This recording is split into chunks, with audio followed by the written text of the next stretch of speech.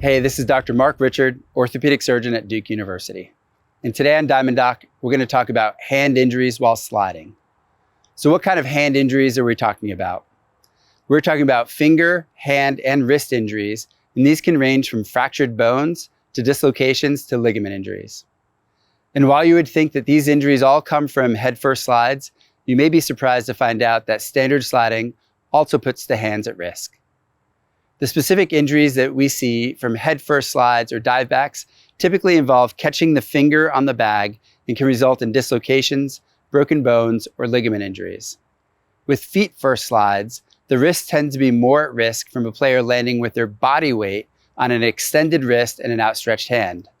Some of us who are older probably remember being taught to hold on to our batting gloves or fists full of dirt to avoid putting our hands in that risky position.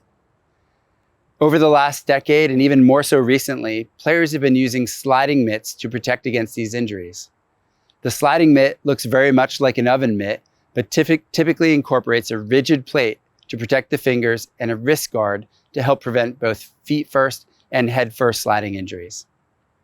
One of the other potential causes of injury when sliding involves getting your fingers or hand stepped on by the cleats of the opposing player.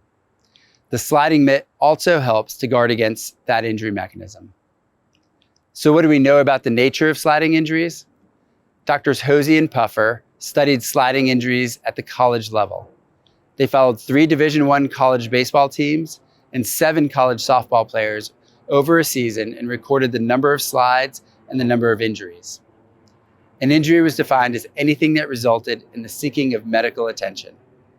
There were, on average, 7.73 slides per baseball game, with feet first and dive backs being most common.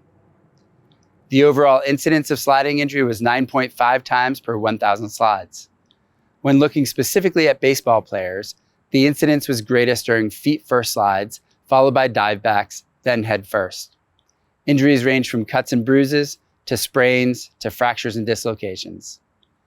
Overall, injuries were minor. 68% of injuries resulted in missed playing time, but only 11% caused missed playing time of a week or more. Thankfully, these injuries are generally treatable and do not typically result in major time away from the game. But now that you know about the nature of sliding injuries, you can better understand how to prevent them. Do you have questions about sliding injuries or prevention? Please respond in the comments and ask your questions using the hashtag USAB mailbag.